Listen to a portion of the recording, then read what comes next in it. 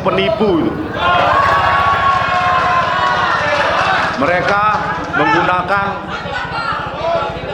Tito Karnavian terutama itu.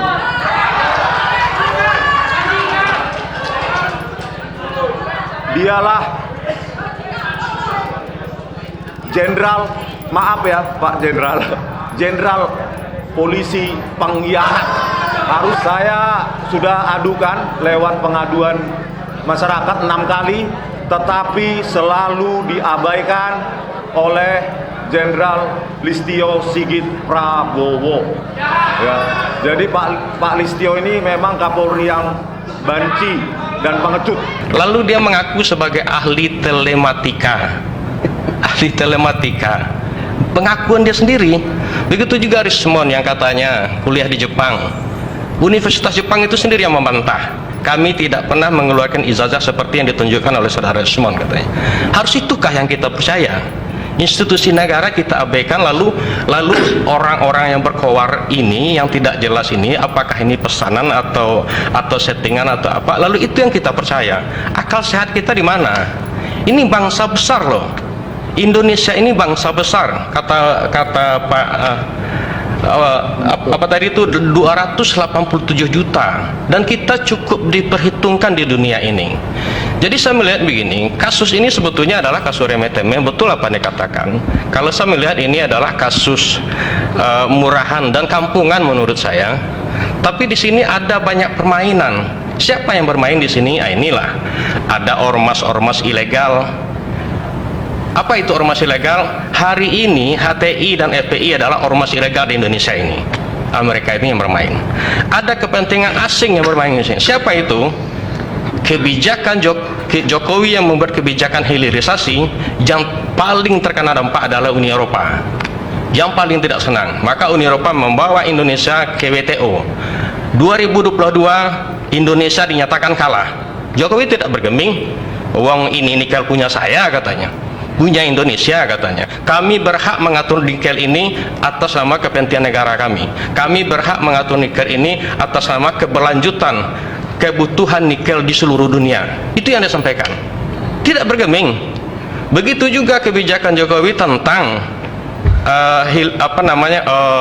ekspor, dilarang kebun-kebun sawit atau pengusaha sawit itu mengekspor dalam bentuk TBS, tandan buah segar. Alhasil apa? Hari ini TBS harganya sampai 4.000. Dulu ketika menjelang puasa dan lebaran itu sampai 400 rupiah. Kenapa? Karena itu memang mereka yang bermain. Nah, inilah kepentingan, inilah barangkali yang bukan menurut kacamata saya, tapi dari informasi yang valid juga yang saya sampaikan. Kalau Jokowi tidak bisa menyampaikan seperti itu, ini kepentingan asing, ini kepentingan negara Uni Eropa. Amerika Serikat juga sangat benci dengan Jokowi. Kenapa? Karena saham Indonesia yang hanya 8% di Freeport sekarang sudah jadi 51%, bahkan 55%, mayoritas. Di samping itu juga dilakukan hilirisasi, dibuat oleh Indonesia smelter di Gresik, Jawa Timur. Emas ini begitu diambil di Freeport di Papua, dibawa dulu di Gresik, dimurnikan dulu, diketahui dulu berapa emasnya. Baik, setidaknya poinnya ini ada intervensi asing, permainan asing yang sengaja mengobok-obok bangsa ini. Diikuti oleh media-media lokal ya, dan orang-orang itu dimodali, dikasih tahu, dan kita mencuriga, kalau kami mencurigai ini memang Rasulullah ini adalah orang yang tidak benar. Ketika dia jadi menteri aja menyagukan lagu Indonesia Raya saja tidak hafal. Pancasila yang hanya 5 sila aja tidak hafal. Lalu itu yang kita percaya. Aduh, saya sudah kehilangan akal sehat seperti itu. Kalau mau hal seperti ini yang kita percaya, dengan mengaku Dr. Rismon yang katanya kuliah di Jepang, Rosurio yang kuliahnya loncat-loncat dari komunikasi ke Kesmas, dan sekarang entah apa lagi. Lalu itu yang kita percaya. Jadi ya sudahlah, ini kayak kalau saya melihat tidak salah, keduanya memang telematika bukan Kesmas. Apanya? S3-nya. S3-nya. S3-nya S3-nya. telematika. S3-nya belum selesai, telematika. Sudah selesai, S2-nya udah dokter. Kesmas. Udah dokter dia. Iya, itu silakan aja. S3-nya, kalau S2-nya Kalau Kesmas. belum dokter, pemalsuan juga dia berarti ya. Pemalsuan Tapi juga. udah dokter dia. Dulu justru mereka berdua inilah dia yang ditambah sama dokter yang perempuan itu satu lagi. Ini yang patut kita curigai. Jadi kalau saya melihat seperti ini ya Bung Nasir, cobalah kita sasaran Jokowi dan Gibran ini adalah, kalau saya melihat ini adalah sebagai sasaran antara. Orang-orang pembenci Jokowi ini berusaha membenturkan Prabowo dengan Jokowi. Saya menyatakan itu tidak akan pernah terjadi. Dan Padi juga siap dengan konsekuensinya data Padi digunakan oleh orang-orang yang tidak bertanggung jawab. Kalau Bung Aprijal minta, coba publish besok. Besok. Saya Tapi tunggu ijazah Pak saya Adi kirim ke publish. Bung. Nah, Pak Adi publish di publik, di medsos atau di IG, Facebook, TikTok. Saya dituduh dulu palsu. Ya, saya tuduh ijazah Pak Adi ini palsu. Coba publish besok. Coba publish di medsos. Kalau atau di Instagram, Facebook, dan TikTok. Saya tunggu Pak Adi. Berani enggak Pak Adi? Kalau dipublish di medsos yang umum, tapi kalau Bung Aprijal saya kasih. Saya enggak, kalau saya enggak. Coba publish ke publik. Yeah. Pak Adi kan juga mantan apa dulu ya, Pamong ya, atau mantan PNS ya. Coba publik. Kita kan harus berkeadilan Pak Adi. Saya sekarang keadilannya bukan keadilan yang tendensius atau tendensi. Nah, maka tadi saya ingin kita berpikir itu secara komprehensif, kajiannya kajian hukum lah, atau kajian politik, atau kajiannya kajian religius ya. Ini yang berbahaya Pak. Periksa ya masalah keabsahan ijazahnya, apakah benar dikeluarkan oleh UGM sebagai lembaga resmi negara yang diatur oleh undang-undang untuk mengeluarkan dokumen negara berupa ijazah. Itu satu alat ujinya secara akademik atau secara akademis ya, dan secara hukum.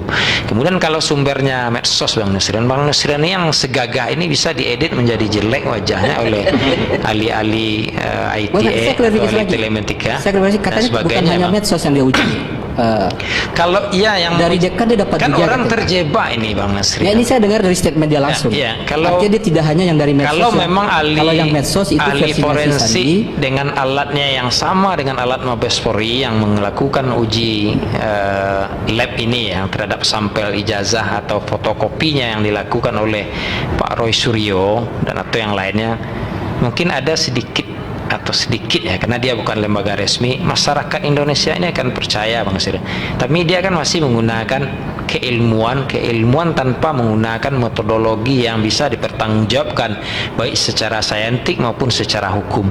Nah ini kalau asumsi-asumsi ini, misalnya Dokter Tifa tidak, wajah Jokowi ini ketika foto di ijazahnya ukuran rahangnya bibir ini tidak bisa Bang Nasir. Saya dulu rahang saya ini besar, saya lihat waktu foto SD saya ini gigi saya ini jarang juga tapi sebenarnya, ketika dikasih apa ya itu kan dengan kepakarannya itu berarti ya. Ya pakarnya ini tidak punya alat Bang Nasir, kecuali dia punya spesifikasi pengetahuan atau pendidikan, dia memang khusus di labor itu, misal dia berkecimpung lama dengan menggunakan alat yang sama yang digunakan oleh Mabes Polri atau Polri ya untuk melakukan pemeriksaan lab terhadap ijazah ini, mungkin sedikit orang bisa percaya.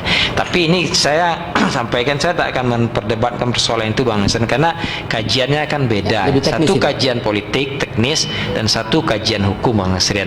Nah kita tunggu apakah Pak Jokowi ini bisa membuktikan bahwa dia telah difitnah, dia telah dicemarkan nama baiknya, atau dia telah Pak Suryo ini telah membuat keonaran ya terhadap ijazah ini, kemudian dia telah menpublish, menyampaikan ke publik bahwa secara ITE. Nah kita tunggu juga proses hukum ini kan biar fair ya. Satu sisi sudah diproses oleh polisi, ijazahnya otentik dengan yang aslinya, fotokopi identik ya, identik ya. Kemudian yang laporan Pak Jokowi tentu juga akan diproses. Kita lihat ya siapa yang benar di persoalan ini Bang Nasrian.